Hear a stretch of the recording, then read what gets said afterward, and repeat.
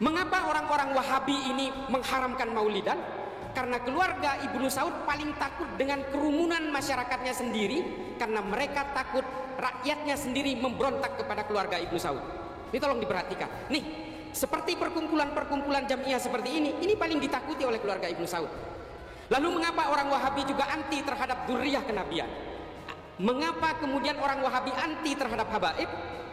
Karena musuh dari keluarga Ibnu Saud itu adalah seorang habaib dari keluarga Ibnu Rasyidin di kota Ha'il. Semua fatwa-fatwa ulama Wahabi ini dibuat berdasarkan pesanan untuk memperkuat politik kerajaan Ibnu Saud. Ini tolong diperhatikan. Mengapa mereka anti terhadap musik dan juga kebudayaan-kebudayaan lokal?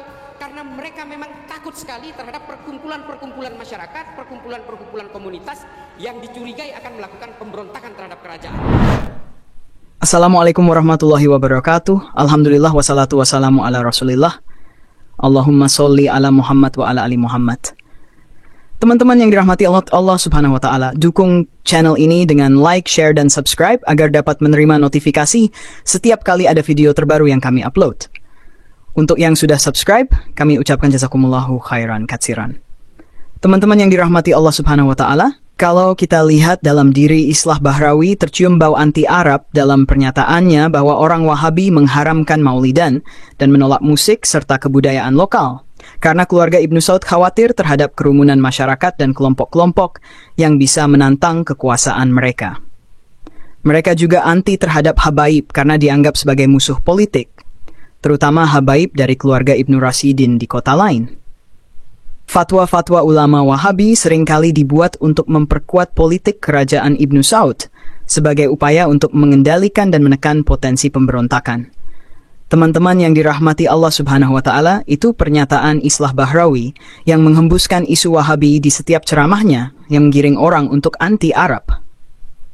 Tentunya dalam beribadah harus membutuhkan tuntunan dari Al-Quran atau hadis-hadis Nabi SAW sehingga ibadah kita bernilai pahala. Pada video yang kita bagikan kali ini, kita dengarkan penjelasan dari guru kita, Ustadz Syafiq Riza Basalamah tentang isu Wahabi. Kita simak bersama videonya. فَبِأَيِّ آلَاءِ رَبِّكُمَا تُكَذِّبَانِ. Ustadz, apa itu Salafi Wahabi?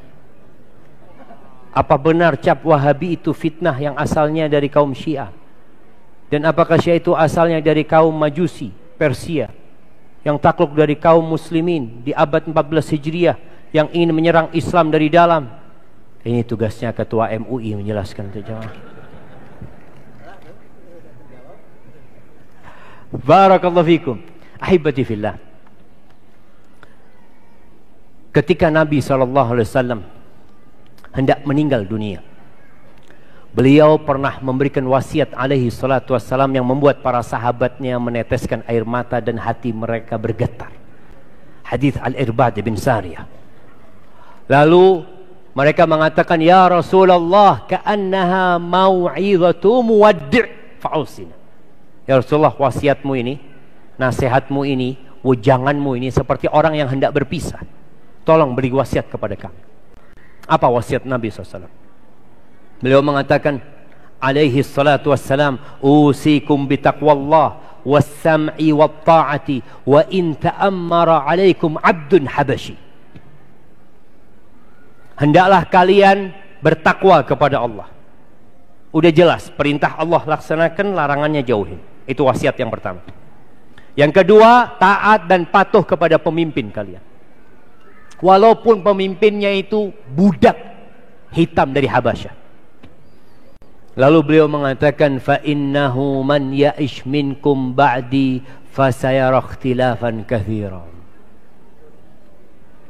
Karena sesungguhnya yang hidup setelah aku mati, dia akan melihat banyak perselisihan. Dan semua mengaku benar. Yang Salafi mengaku benar, yang Wahabi mengaku benar, yang Sufi mengaku benar, yang Syiah mengaku benar. Semua mengaku benar, mengaku Ahlus Sunnah wal Jamaah. Ya. Kita jadi bingung. Umat bingung, mana yang benar, Ustaz?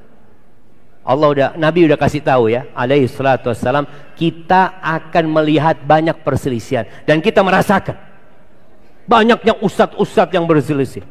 Terus apa yang harus kita lakukan? Siapa yang harus kita ikuti? Fa'alaikum bisunnati wa sunnatil khulafa'ir rasyidin al-mahdiyyin min ba'di tamassaku biha wa 'addu 'alaiha bin nawajid wa iyyakum wa muhdatsatil umur fa inna kulla muhdatsatin bid'ah wa kulla bid'atin dhalalah. Itu pesan Nabi SAW.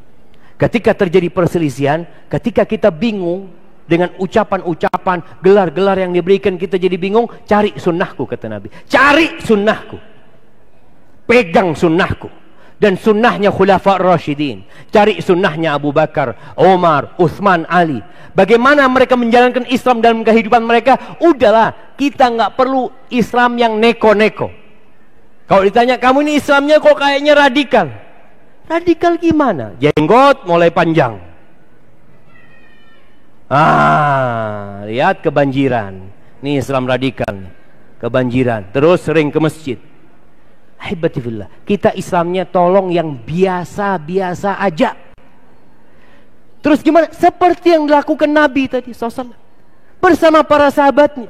Bagaimana Abu Bakar mempraktekkan Islam, itu yang kita jalani. Ketika ada perselisihan, ke sana kita lihat. Gimana? Abu Bakar gimana sih? Umar gimana sih? Utsman gimana? Ali gimana? Oh, mereka melakukan, kita kerjakan. Mereka tidak ngerjakan, ya udah. Kita nggak usah ribut. Umat Islam kalau debat-debat terus, berselisih terus, semakin lemah. Nabi udah kasih solusi. Fa'alaikum bisunnati wa sunnatil khulafa'ir rasyidin al-mahdiyyin min ba'di. Mereka tuh generasi terbaik umat ini, jemaah. Jadi kalau bicara Islam, karena sekarang ada Islam Nusantara, mungkin nanti ada Islam Sumbar, mungkin ada Islam. Anak pernah dapat buku Islam emansipatoris. Orang bikin-bikin Islam semua mereka. Kita Islamnya yang dilakukan Nabi SAW bersama para sahabatnya. Pegang, gigit dengan gigi geraham kalian, dan hindari perkara-perkara yang baru dalam urusan agama ini. Di sini kita menghindari untuk berbuat, menambahkan kepada Islam yang tidak dikerjakan, diamalkan oleh Nabi dan para sahabatnya sallallahu alaihi wasallam, karena itu disebut bid'ah, jemaah. Maka dengan cara seperti itu, insyaallah umat Islam akan hilang dari semua gelar-gelar ini, Salafi, Wahabi, Sufi, Asy'ari, hilang semua itu. Menjadi apa? Islamnya Nabi Muhammad sallallahu alaihi wasallam. Kita ikutin Nabi alaihi salatu wasallam. Nabi ngerjakan, kerjakan. Nabi tidak mengerjakan, Ustaz, tapi ada yang bilang boleh, yaitu khilaf sudah. Kita keluar dari khilaf untuk mengikuti Nabi SAW, mengikuti para sahabatnya. Insya Allah jamaah, umat Islam akan diberkahi sama Allah Azza wa Jalla. Barakallahu fikum. Masya Allah teman-teman yang dirahmati Allah Subhanahu wa Ta'ala, sangat jelas apa yang disampaikan Ustadz Syafiq Riza Basalamah Hafizahullah. Ketika Nabi Shallallahu Alaihi Wasallam hendak meninggal, beliau memberikan wasiat yang sangat menyentuh hati para sahabat hingga meneteskan air mata mereka. Dalam wasiat tersebut, Nabi Shallallahu Alaihi Wasallam menekankan dua hal penting. Pertama, bertakwa kepada Allah Subhanahu Wa Taala dengan melaksanakan perintahnya dan menjauhi larangannya. Kedua, taat kepada pemimpin meskipun pemimpin tersebut adalah budak hitam dari Habasyah. Nabi Shallallahu Alaihi Wasallam juga memperingatkan bahwa setelah kepergiannya akan banyak perselisihan di kalangan umat Islam. Berbagai kelompok akan mengklaim kebenaran, termasuk yang mengaku sebagai Salafi, Wahabi, Sufi, dan lain-lain. Untuk mengatasi kebingungan ini, Nabi Shallallahu Alaihi Wasallam memerintahkan agar kita mengikuti sunnah beliau dan sunnah Khulafaur Rasyidin, Abu Bakar, Umar, Utsman, dan Ali, karena mereka adalah generasi terbaik umat ini.